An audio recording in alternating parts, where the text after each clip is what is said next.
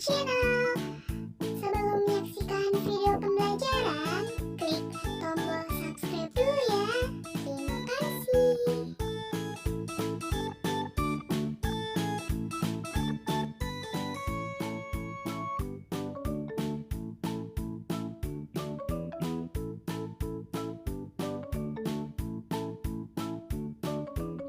Assalamualaikum warahmatullahi wabarakatuh.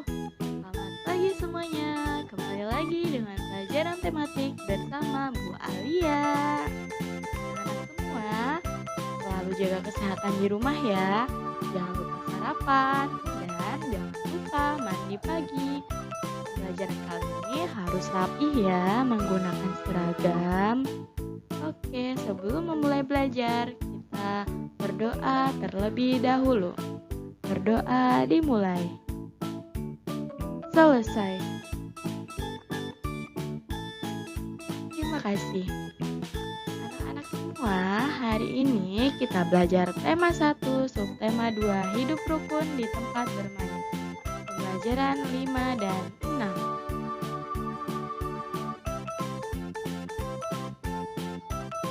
Materi yang akan kita pelajari hari ini yaitu bahasa Indonesia, PKN, dan matematika. Untuk bahasa Indonesia, kita akan mempelajari materi menulis kalimat ajakan untuk teman, menyebutkan makna kalimat ajakan dalam lagu. Nah, yang PKN-nya menyebutkan pengamalan sila ketiga, keempat, dan kelima Pancasila di tempat bermain. Untuk matematikanya, mengurutkan bilangan.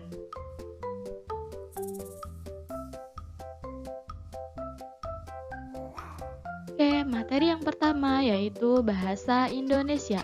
Menulis kalimat ajakan untuk teman. Anak-anak semuanya masih ingat kan? Nah, saat menulis percakapan harus diperhatikan hal-hal berikut ini. Yang pertama, permasalahan apa yang akan dibicarakan. Yang kedua, penulisan huruf besar dan tanda baca.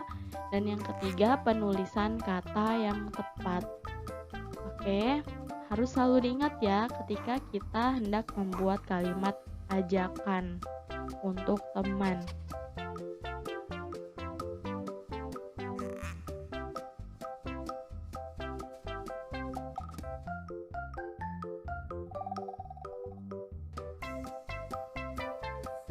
Oke, anak-anak, cara menulis kalimat ajakan untuk teman. Tadi hal-hal yang harus diperhatikan sudah Bu Guru bahas.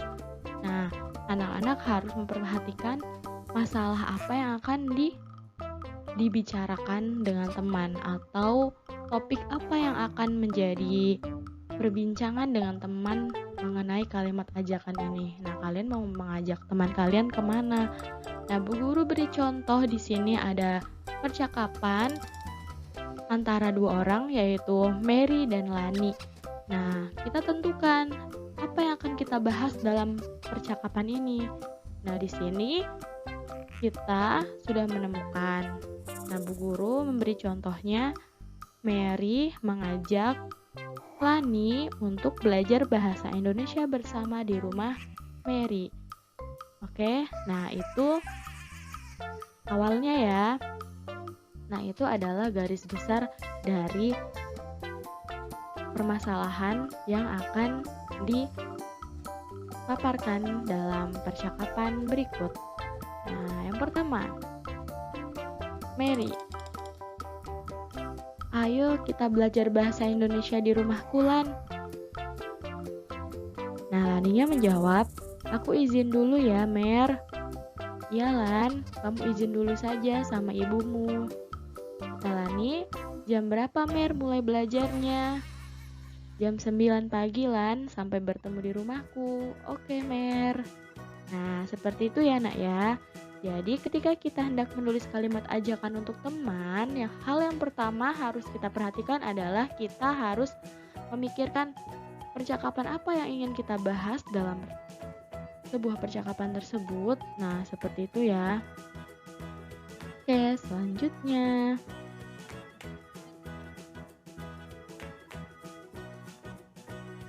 Selanjutnya, menyebutkan makna kalimat ajakan dalam lagu. Nah, di sini Bu Guru tampilkan lagu Menanam Jagung ciptaan Ibu Sud. Nah, kemarin kan kita sudah tahu kalau kalimat ajakannya adalah ayo kawan kita bersama menanam jagung di kebun kita. Nah, ini adalah kalimat ajakannya. Sekarang Bu Guru mau menjelaskan apa sih makna atau arti dari kalimat ajakan dalam lagu Menanam Jagung ini. Nah, makna kalimat ajakan dalam lagu Menanam Jagung ini adalah mengajak kawan-kawan atau kita semua menanam jagung di kebun. Oke, bisa dipahami ya. Selanjutnya,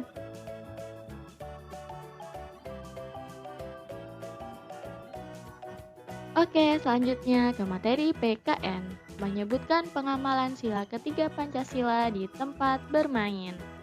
Anak-anak pasti masih ingat kan? Bunyi sila ketiga Pancasila itu apa? Ya, benar, Persatuan Indonesia. Pengamalannya apa ya kira-kira kalau di tempat bermain? Ya, yang pertama adalah bermain dengan teman dari berbagai suku. Ya, pasti kita semua di lingkungannya terdapat berbagai suku. Ada suku Jawa, ada suku Sunda, ada suku Batak. Nah, anak-anak semua harus bersatu, bermain dengan teman yang berbeda suku. Jangan sampai membeda-bedakan teman yang beda suku. Jadi, Indonesia itu negara yang beraneka ragam, yang kaya akan budayanya dan kaya akan sukunya. Nah, jadi sebagai warga negara yang baik, kita harus menerapkan sila ketiga Pancasila dalam tempat bermain. Nah, jadi kita harus bermain dengan teman walaupun berbeda suku. Nah, yang kedua, menjaga kekompakan dengan teman saat bermain. Nah, ketika kita bermain, jangan saling ngambek-ngambekan ya. Nah, pasti ada ya kalau misalnya lagi main, tiba-tiba ngambek sama temannya. Nah, setelah kita belajar PKN, sila ketiga, jadi teman-teman semua gak ada lagi deh ngambek-ngambekan sama teman saat main, ya. Karena kita tahu, kita harus menjaga kekompakan dengan teman saat bermain. Karena kalau kita kompak, seru kan?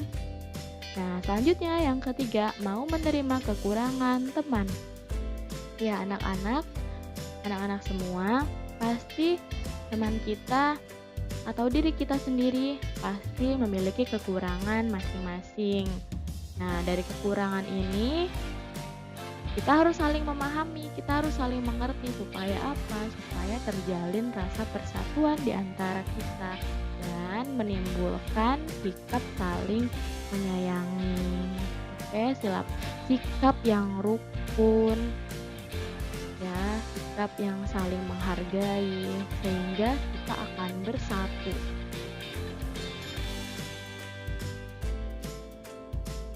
Selanjutnya, menyebutkan pengamalan sila keempat Pancasila di tempat bermain. Nah, sila keempat Pancasila adalah kerakyatan yang dipimpin oleh hikmat kebijaksanaan dalam permusyawaratan perwakilan. Nah, kaitannya dengan pengamalan sila keempat ini di tempat bermain. Nah, ketika kita sedang bermain, anak-anak harus berdiskusi sebelum bermain. Supaya apa? Supaya tidak ada kesalahpahaman di antara teman-teman. Nah, misalnya kita sebelum bermain pasti kita diskusi, misalnya siapa dulu nih yang main, siapa yang kedua. Biasanya pakai apa tuh? Suit ya atau home pimpa. Nah, itulah bentuk diskusi di antara kalian ketika bermain. Nah, seperti itu ya anak-anak.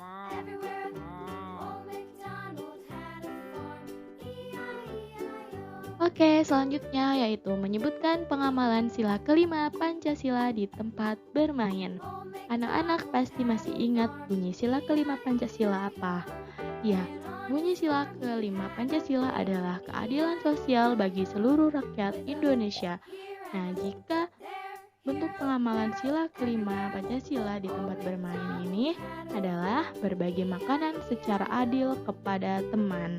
Ya, pasti anak-anak ketika bermain sering membawa makanan atau jajan di tempat bermain. Nah, sebagai warga negara Indonesia yang menerapkan sila kelima Pancasila, kita bisa berperilaku adil kepada teman. Ya, ada teman yang tidak jajan, kita beri makanan. Nah, ada juga teman yang walaupun membawa makanan, kita berbagi, saling berbagi makanan. Nah, itu adalah contoh pengalaman dari sila kelima Pancasila di tempat bermain, berbagi terhadap sesama.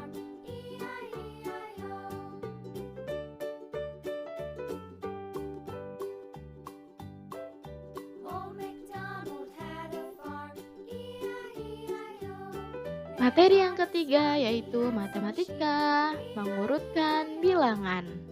Nah, di sini terdapat beberapa bilangan dan nilai tempatnya sudah ditentukan ratusan puluhan satuan.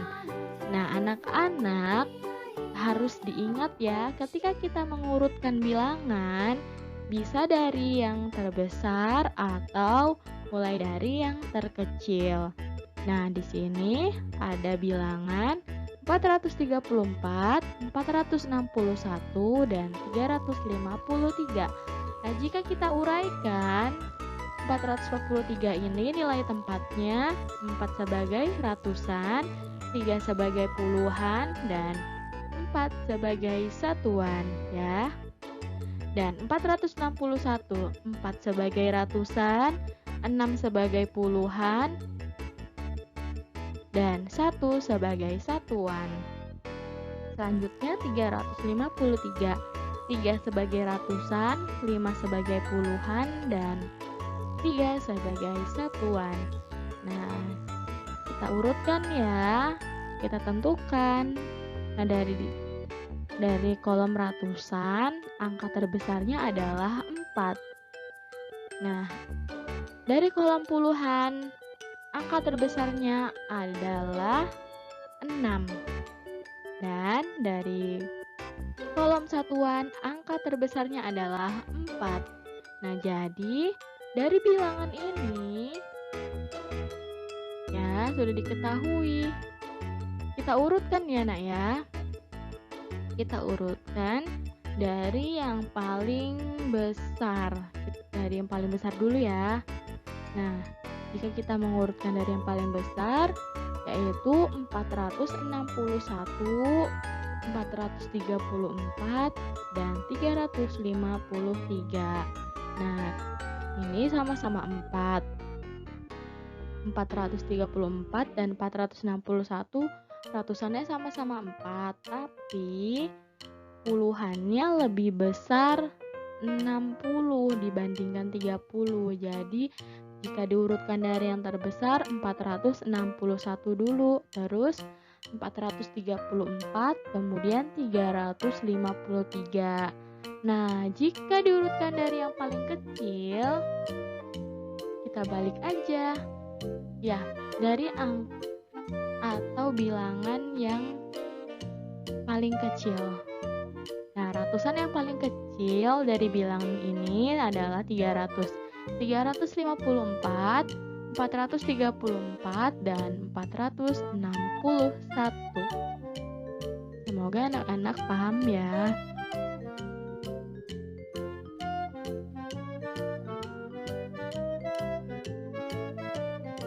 Oke anak-anak semuanya, Bu Guru ucapkan terima kasih sudah menyaksikan video pembelajaran hari ini. Semoga kita semua dapat berkah dari Allah atas pembelajaran ini dan semoga bermanfaat untuk kita semua. Bu Guru akhiri, wassalamualaikum warahmatullahi wabarakatuh.